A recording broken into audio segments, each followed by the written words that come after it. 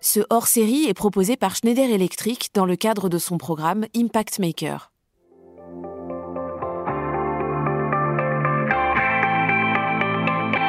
Bonjour à toutes et à tous et bienvenue dans ce deuxième épisode d'Impact Maker, le podcast hors-série qui vous emmène à la rencontre de dirigeants d'entreprises pour parler transformation digitale, décarbonation et transition écologique. Ces Impact Makers ont accepté de nous raconter leur vision, leur expérience, leurs solutions et surtout leur feuille de route pour intégrer dès aujourd'hui, au cœur de leur développement, les enjeux économiques et environnementaux de demain.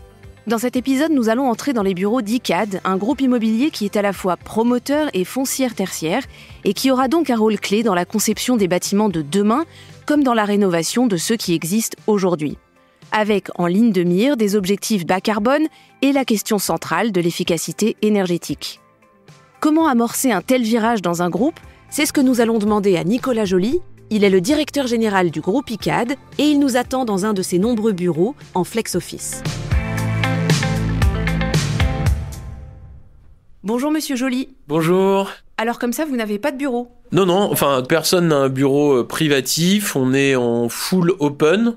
Ça s'appelle le flex office intégral chez nous, ouais. Et tout le monde peut s'installer n'importe où. D'accord, donc on s'installe ici ? Ouais, tout à fait, ouais. Vous êtes chez vous. Merci de nous recevoir. Alors, Icade, c'est un groupe immobilier de premier plan avec un statut particulier puisque vous êtes lié à un opérateur d'intérêt public, la Caisse des dépôts.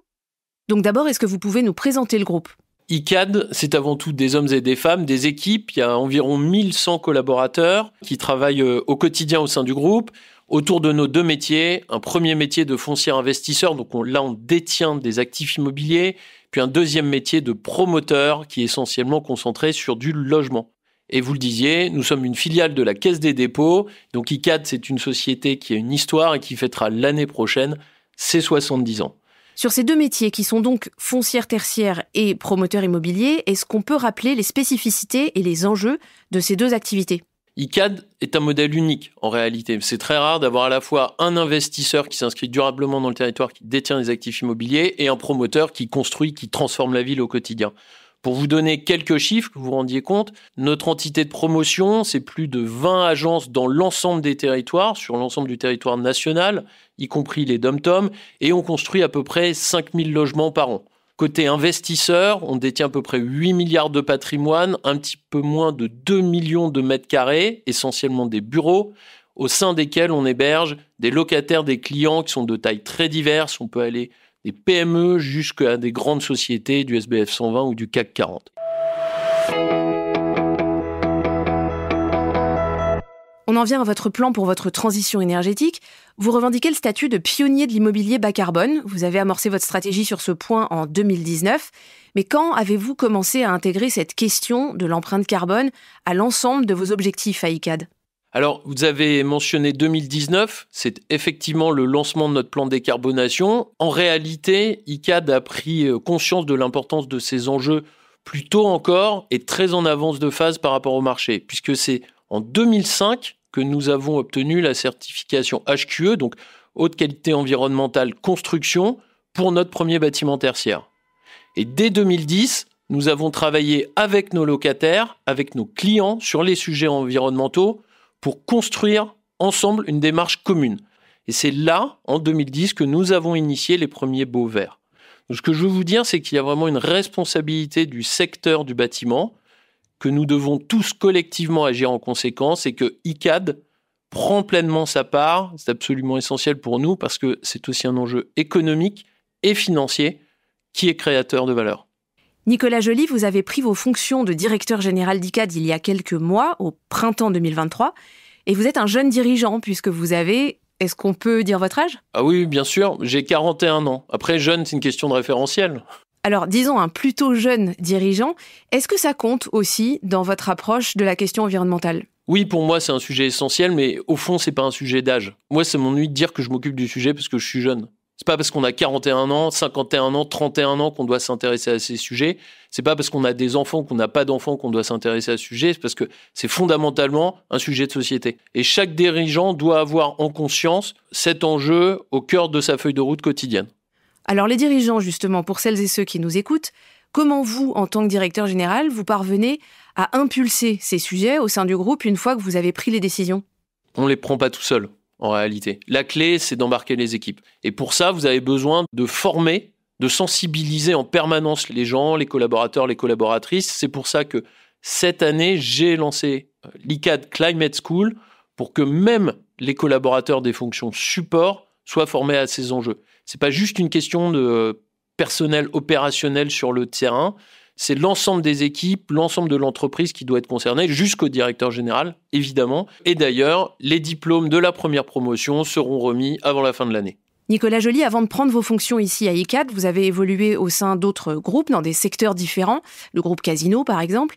D'après votre expérience, quelle est la tâche la plus ardue pour les dirigeants dans la mise en place d'une feuille de route de décarbonation ? L'enjeu, je pense, clé, c'est d'arriver à le mettre au cœur du business. Je l'ai observé partout, dans la distribution, dans l'immobilier de bureau, dans l'immobilier de logement. Ces enjeux-là s'imposent à nous. Mais il ne faut pas le vivre comme quelque chose de subi, il faut arriver à le retourner pour en faire quelque chose de choisi, sur lequel on va construire, qu'on va intégrer dans notre modèle. Par exemple, dans la distribution, j'ai pu observer qu'on a travaillé sur un déploiement large de photovoltaïques sur nos parkings, qui sont aussi venus à la fois créer de la valeur, mais aussi amener du confort client, amener de l'énergie en autoconsommation sur les sites. On a pu prendre appui sur le patrimoine qu'on avait historiquement et aller chercher d'autres clients au-delà du groupe. On a pu ensuite nourrir cette thématique-là sur l'efficacité énergétique à l'intérieur des bâtiments. Donc, ce que je veux dire, c'est que on a basculé quand on a réussi à mettre ça au cœur du business. Et pas juste se dire, il y a un enjeu environnemental, il faut que j'ai une réponse. Non, il faut que cette réponse elle soit intégrée au cœur de mon business, parce que c'est comme ça qu'après, j'arrive à créer de la valeur. Et c'est ça qui rend la chose autocatalytique, en fait, qui vous permet d'accélérer et de changer d'échelle. Alors parlons objectifs. En 2022-2023, vous avez renforcé vos objectifs RSE. Quels sont les seuils de réduction que vous visez et à quelle échéance sur la foncière tertiaire et sur la promotion ? Un mot sur les objectifs avant de vous répondre précisément. Se fixer des objectifs, c'est absolument clé. Avoir des objectifs évidemment précis, mesurables, et il faut les mesurer. C'est ça qui fait que cette trajectoire a du sens et que nos convictions se transforment en quelque chose de concret.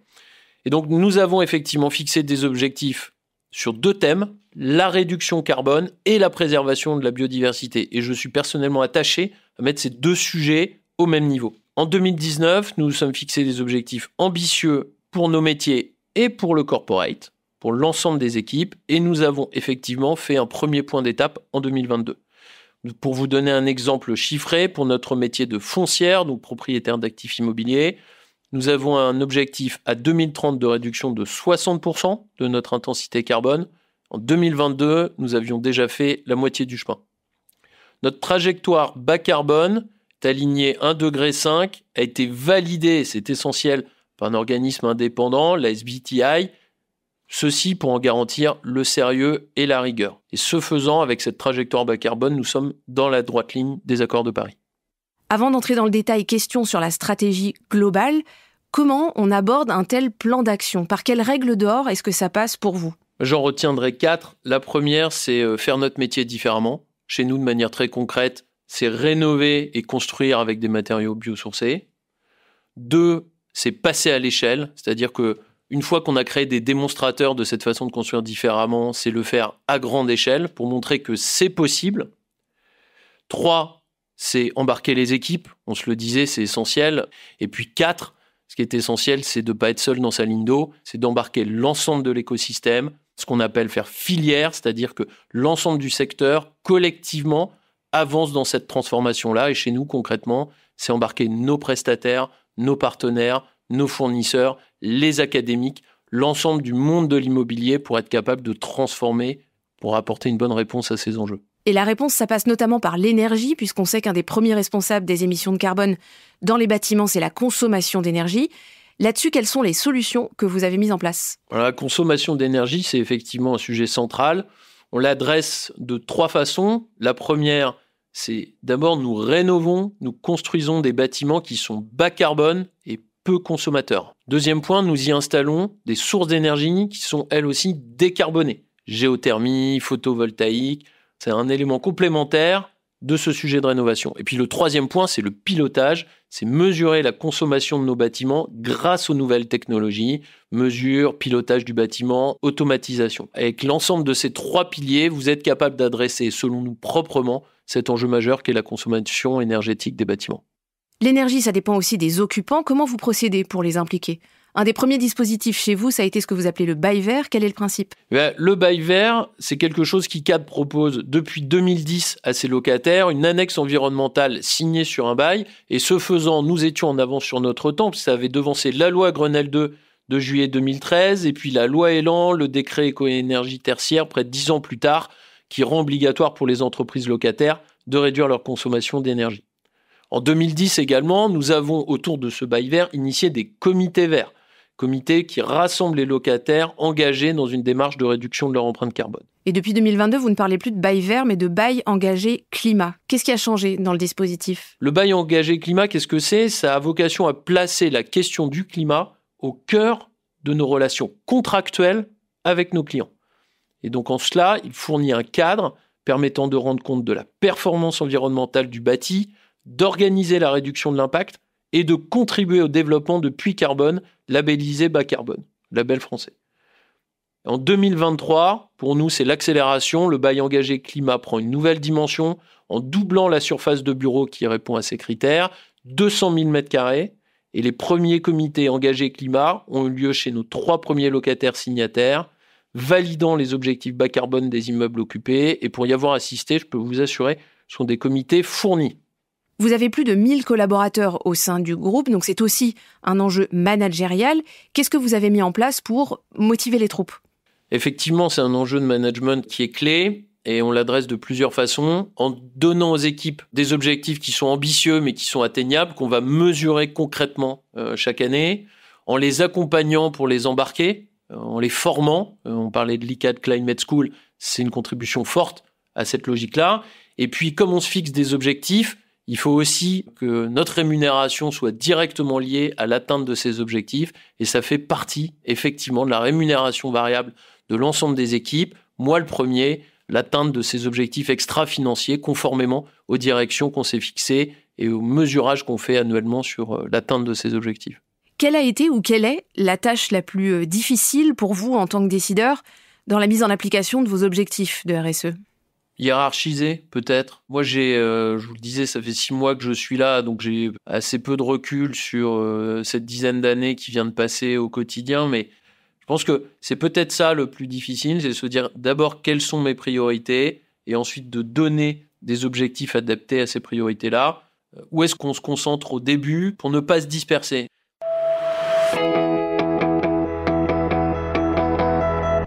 Un des bâtiments les plus exemplaires chez vous, que vous avez conçu récemment et dont on a aperçu quelques images dans la presse, c'est le bâtiment Origine. Qu'est-ce qu'il a de particulier ? Comment est-ce que vous l'avez conçu et en quoi est-ce qu'il est exemplaire ? Origine, c'est un immeuble de 70 000 m² de bureaux et de services. Il a été inauguré en mars 2021. Projet qui a été conçu à partir d'une architecture bioclimatique avec une structure bois. Nous avons mixé géothermie, réseau urbain de chaleur et panneaux photovoltaïques. C'est aussi un projet qui laisse toute sa place à la nature, à la biodiversité. Je vous l'ai dit, on y est très attaché. Et en l'espèce, on a près de 6500 m² d'espace paysager et de loggia. Et puis, on parlait de mesurer. C'est aussi un bâtiment qui vise les plus hauts niveaux de certification et de labellisation environnementale, avec plus d'une douzaine de labels et de certifications. Et notre partenaire depuis le début du projet, Technip, a justement choisi cet immeuble en grande partie pour ses caractéristiques environnementales. Et c'est d'ailleurs notre premier locataire qui a signé un bail engagé climat.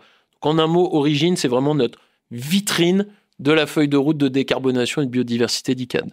Ce bâtiment Origine, vous l'avez co-conçu avec Schneider Electric. Pourquoi ce partenariat et comment travaillez-vous avec ce partenaire ? Un mot d'abord sur la logique de partenariat, peut-être c'est clé pour nous.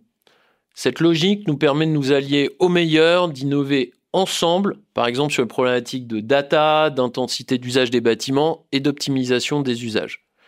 Et nous travaillons donc depuis 8 ans maintenant sur un nouveau modèle de pilotage énergétique des bâtiments avec Schneider Electric. Notre projet très emblématique est sans aucun doute l'immeuble d'Origine. Et donc nous avions fait appel à Schneider Electric en amont du projet pour nous accompagner sur la mise en place d'un réseau électrique intelligent qui permet de gérer le stockage et la répartition de l'énergie. Origine a été conçu, réalisé sous maquette numérique BIM. Le jumeau numérique, c'est un outil pertinent sur ces problématiques. Il nous permet, post-construction, de suivre la consommation du bâtiment et de monitorer à distance. Et Schneider Electric a installé dans le bâtiment 950 contrôleurs de zone pour la température, 1300 contrôleurs pour l'éclairage et 2200 contrôleurs pour les stores. Donc il y a des contrôleurs partout.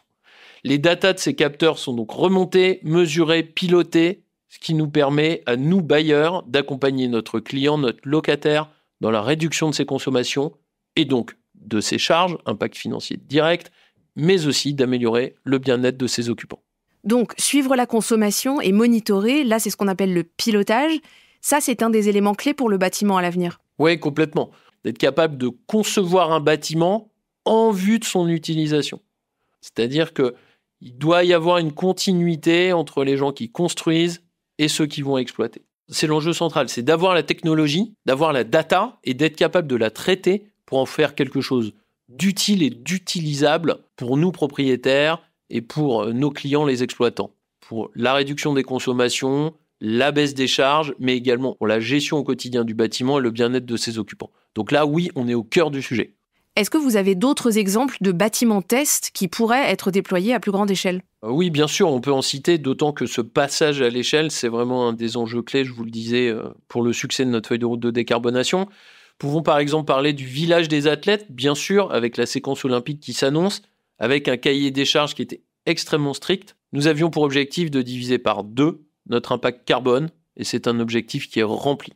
Un autre exemple, Eden, qui est un bâtiment cousin d'origine, dont je vous parlais tout à l'heure, à Nanterre Préfecture, qui accueillera le futur siège de Schneider Electric. On a évoqué ensemble vos engagements pour faire de l'immobilier bas carbone. Combien est-ce que cet engagement vous coûte concrètement ? Et quelles ont été les contraintes que vous avez dû affronter ? Je pense qu'il faut sortir de cette vision de contrainte. Ça doit être, on le disait tout à l'heure, un choix stratégique assumé, un choix de conviction, qui sera créateur de valeur pour nous sur le moyen long terme, qui l'est déjà sur le court terme. C'est un choix qui nous engage, notamment à investir chaque année pour maintenir nos immeubles aux meilleurs standards de la place, les faire évoluer pour être encore meilleurs.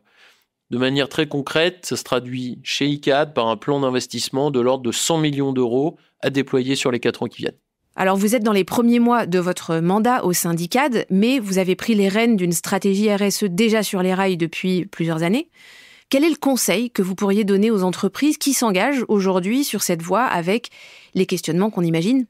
Il faut rester humble, mais si j'avais un conseil, ça serait de bouger. Le pire ennemi, c'est la tétanie. Il faut se lancer, il faut lancer des projets, il faut innover en interne, il faut échanger, il faut partager en externe. Il ne faut pas vivre ça comme une fatalité, au contraire, il faut se l'approprier et il faut, pour nous, que l'immobilier fasse filière de la manière dont d'autres secteurs, notamment l'automobile, ont su le faire. Quel est le défi pour vous de ces prochaines années en termes de RSE pour les dirigeants et les futurs dirigeants ? Moi, je suis très attaché à la biodiversité et on n'a pas aujourd'hui sur la biodiversité le niveau de maturité qu'on a sur la décarbonation. Pourquoi ? Parce que c'est un sujet complexe, parce qu'il faut être capable d'avoir des outils de mesure pour être capable de se fixer des objectifs ambitieux, 2030, 2050, et pour être capable de mesurer nos actions. Donc il y a un certain nombre d'initiatives qui sont en cours, qu'on soutient, parce qu'on pense que mettre la biodiversité au niveau de la décarbonation en termes d'enjeux, c'est essentiel pour les années, les décennies qui viennent. Et pour ça, il faut doter d'outils de mesure adaptés. Merci Nicolas Joly de m'avoir reçu pour parler data, capteurs et bâtiments du futur. Merci beaucoup, c'était un plaisir partagé. Auditeurs, auditrices, je vous donne rendez-vous la semaine prochaine pour un nouvel épisode d'Impact Maker, le podcast hors série proposé par Schneider Electric. On ira rencontrer un autre dirigeant d'entreprise à impact et on ouvrira sa boîte à idées et sa boîte à outils, surtout pour décarboner l'économie. Merci de votre écoute et à très vite.